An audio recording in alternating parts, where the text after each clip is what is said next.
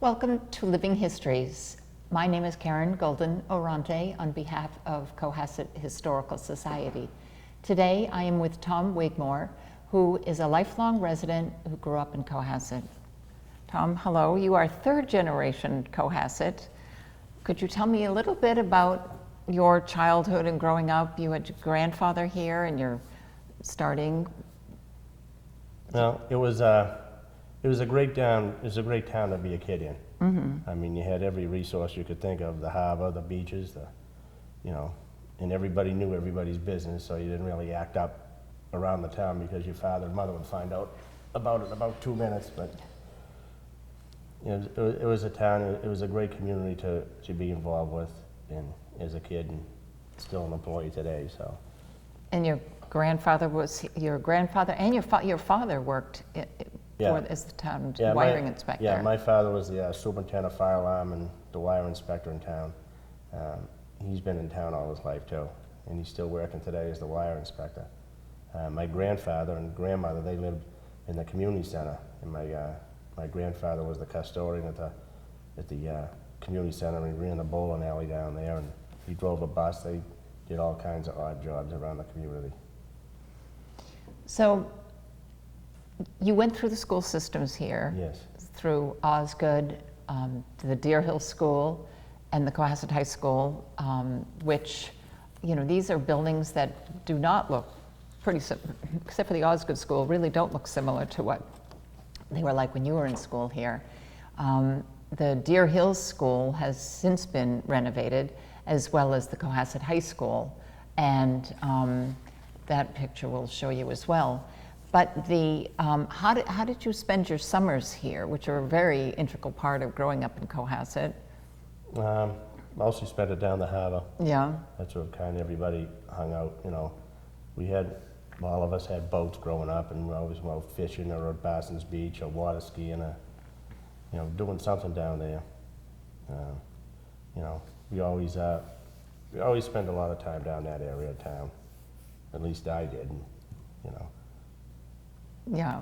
So now I just want to talk about how you got from, or at least got involved with being a member of the town employee list.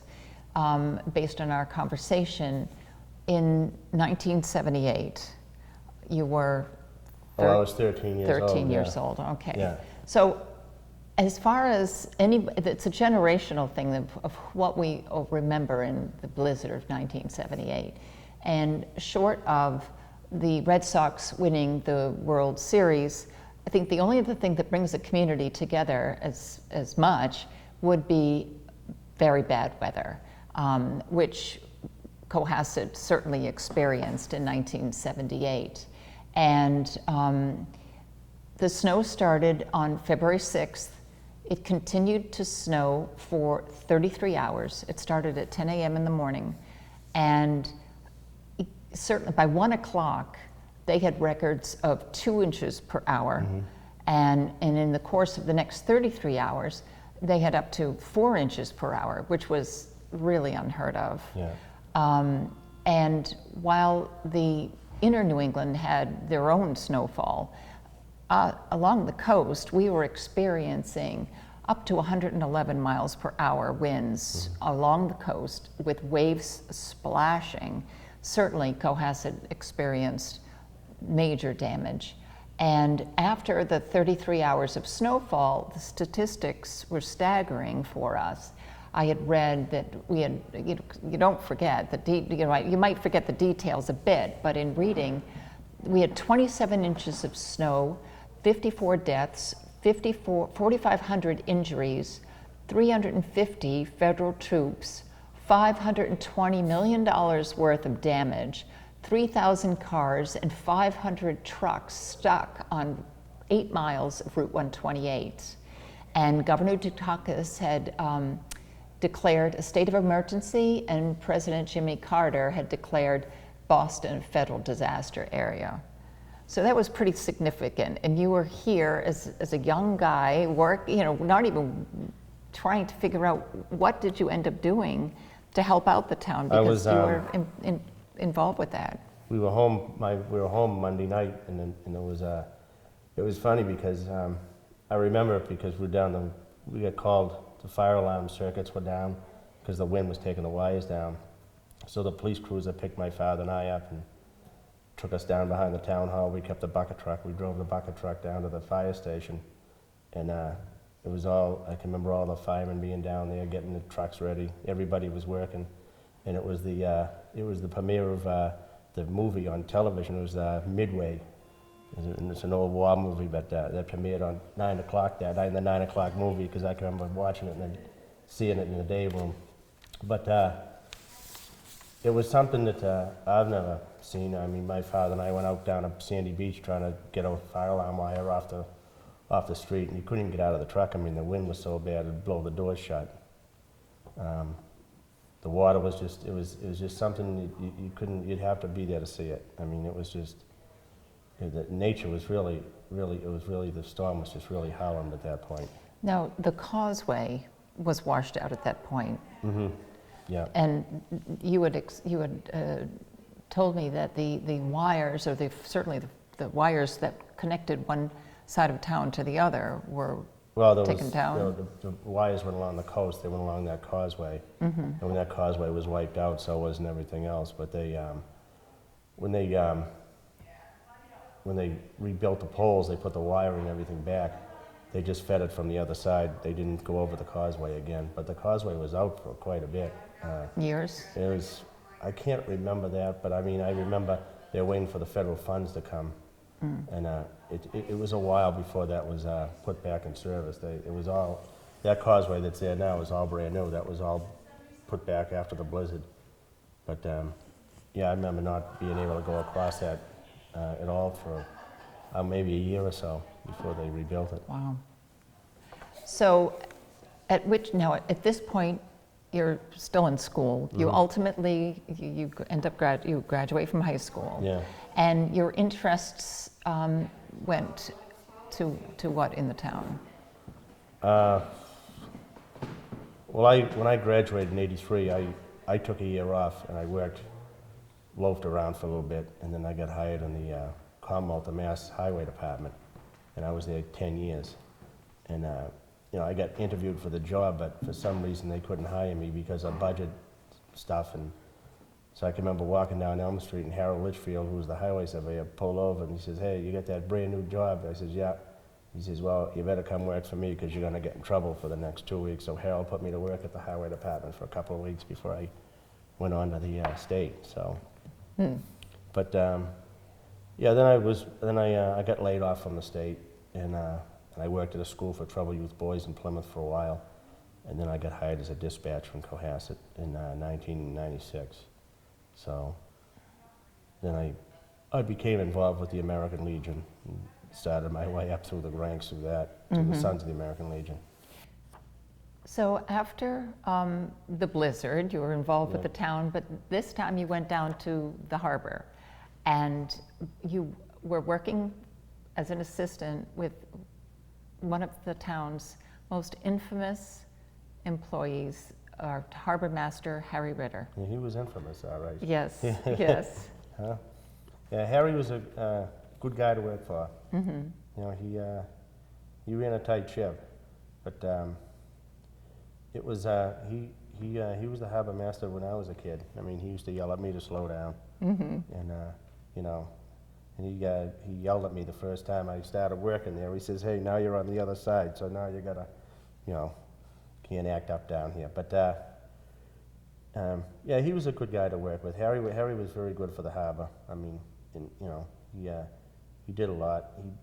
He was very dry how he promoted himself, but he always put the town and everybody, all the boat owners, in the best interest. Mm-hmm. Well, and everybody knew Harry Ritter. There's no doubt about it.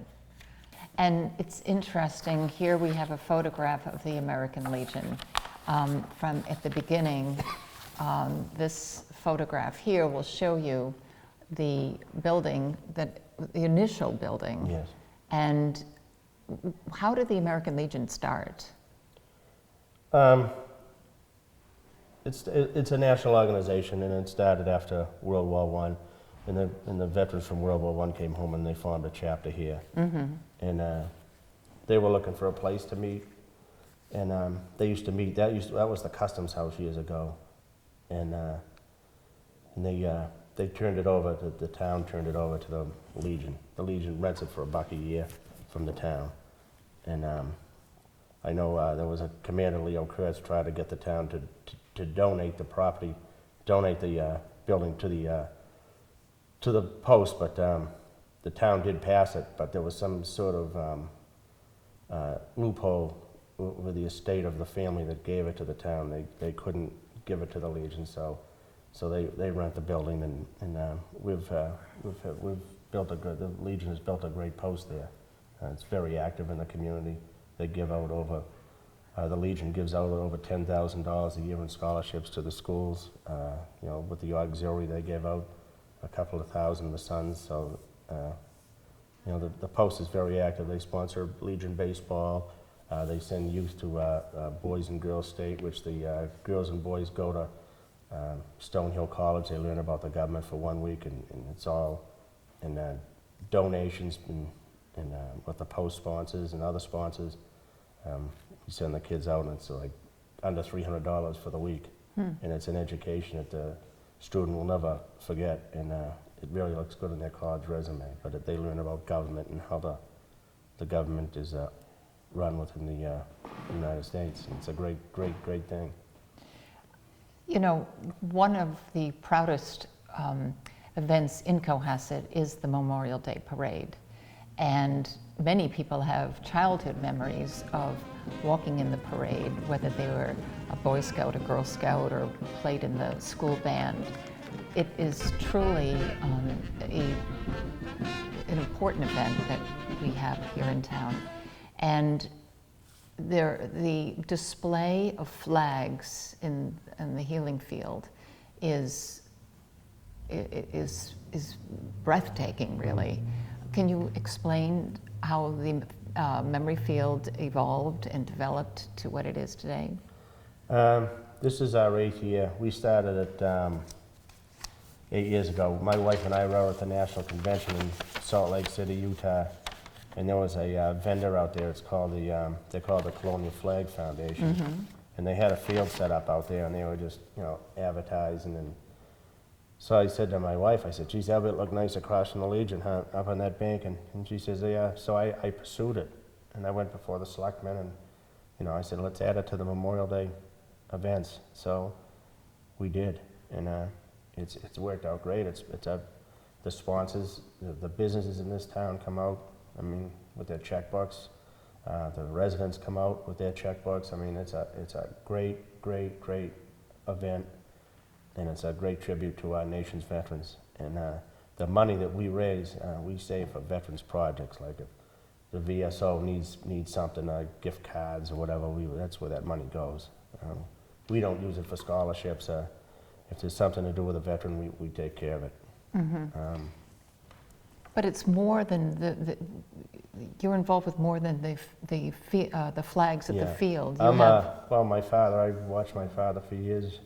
Run the Memorial Day Parade. Now I've sat in the seat now, but it's quite a task to run that parade. I mean, you just don't step off in the morning. I mean, I start Tuesday after. I have to get the band lined up and get the buses, get the guys to come out and participate, and it's a lot of coordination. We're very fortunate to have a town that we live in here that they give us money to help us. A lot of the communities don't have that, and a lot of the parades and everything else have marched into the sunset. And it's this town does so much for its veterans now, and it always has. And there's 21 squares in town that are for World War I, World War II, Korean and Vietnam veterans that you put wreaths and flags on, as well as the graveyards. Yes. How many flags and wreaths at graveyards now? I think I'm up over 600 flags now. Wow. And I just go out. My wife and I just go out right and walk it and just read the names every year. Yeah. But I have Central Cemetery to do right that they take care of, and Eddie Brenner takes care of the Beechwood Cemetery for us, and you know, so we have people helping out. But the squares, we a few years ago, under the direction of Glenn Pratt, we finally finished. We had the squares dedicated to the Vietnam and the Korea, and so there's more to do now. But there used to be 13, but Yeah. now there's more. So, in fact, I just did those last Sunday. It takes you a good 8 hours to do everything. So you got to fasten everything to the poles and clean up around there, and you know, Wow. it's a long process. It's, you know, I have this year we have 10 wreaths we're going to be presenting at the Healing Field from the different organizations in the community. The Masonic Lodge, the Rotary Club just joined with us. They've never done it before. They're going to be doing their first wreath this year. Also, we're going to have a wreath dedicated to the Boston firemen that were lost. And it's this field is just taken on a meaning of its own. There's people that come from all over now to see it. There's more motorcycle groups that come to the dedication on Saturday. There's you know, it's just an abundance of people that come from everywhere. And the speaker that you get each year. For Memorial Day, Yeah. I try to keep those local. This year we're having Joanna Hamilton. She's a 2006 graduate of Cohasset High School. I believe she's in the military police section of the Air Force. She's stationed out in California. And I wish I brought her bio, but I didn't. I have that. But last year we had John Coe, but one of my speakers was a childhood friend of mine, Steve Bowen. And we had him 3 years ago. So It's really, you know what, it gives you goosebumps when you drive by but that he was one of the different speakers that I ever had. He you know, everything was shipped to me. I had this big box in my living room and I wasn't allowed to open it. And it just sat there. It's like, you know, what's in this box? It's like, you know, waiting for Christmas. Yeah. So when I met him Memorial Day morning down the Legion, he says, well, you should have opened it. And I said, well, it's not mine. And, you know, and he had his uniform and he took a Cohasset flag into space with him. And I mean, he's a very, very modest person. I mean, he doesn't look for any limelight at all. He's just, I says, you know, you want to go with me Tuesday and present this flag to the selectmen? He goes, you take care of it. He says he had pictures made up of the crew and the ship that he was on, and he you know, that's the way he was. Yeah. He you know, he was mad because we had a march up front because it's customary that the guest speaker leads the parade, and he didn't want any part of that. But my wife and I had to talk him into doing it. And then one year you had another, Ted Macklin from Yeah, Cohasset. he came all the way up from Washington, yeah. But we try to keep it local. I've gone outside before because some of these speakers have had affiliation with Cohasset. So, but you know, it's tough. It's tough trying to find a speaker. I'm already working on next year. So, I mean, this year's done. I got to start on next year. I mean, it's a never-ending process. Well, that's great. And, you know, Tom, I want to thank you and everyone that helps you for making sure that we're presenting and honoring our soldiers, our troops. And it truly gives every citizen in this town a sense of pride when they drive by those with that field or partake in watching the parade. It really is something special. So thank you to you and everybody. It's my wife, it's my father, it's the guys down the Legion, right? We don't ask them for much all year, but you know, they're always out there doing it, and you know, it means a lot. It means a lot for us to do that. Yeah, well, and you're giving to the community, and certainly the community appreciates that and very proud of it. So I want to thank you for coming here today and having this opportunity to tell us about the Memorial Day Parade, which is certainly around the corner. Do you have any, I hope you're not feeling any pressure, but it is around the corner and we all look forward to it. And just pray that it doesn't rain. No, it's not going to rain. It won't rain. Because we've turned this into a Memorial Day week now. All next week, Tuesday we have the Rusty Skippers band concert at the Memorial. I've canceled them twice in the past 2 years because of rain, but hopefully we can get it in this year. And then we go right into the dedication, and then the parade will be on Monday. But Excellent. I just hope the veterans turn out. There's a lot more veterans coming out every year, and I hope the younger veterans come out as well. Yeah, well, they should be proud and definitely should come to the parade, walk the parade too. So on behalf of Living Histories, thank you again. Okay. And my name is Karen Golden-Arante for Living Histories. Thank you.